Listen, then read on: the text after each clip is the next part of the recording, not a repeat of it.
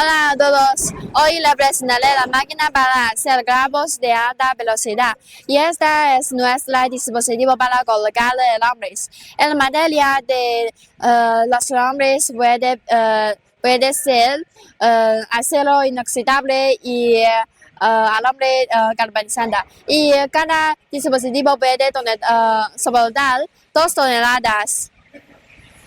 Y luego, los alambres entran en la máquina. Después de 2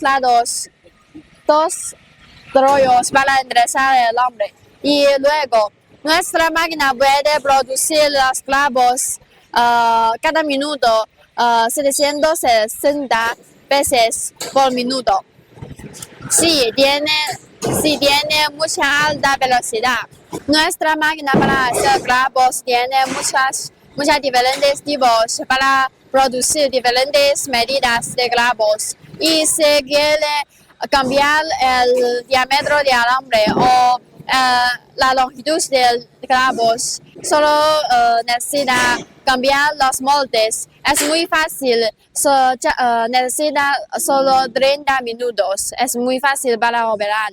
Y si está interesado en nuestra máquina, bienvenida a contarme, por favor. Gracias.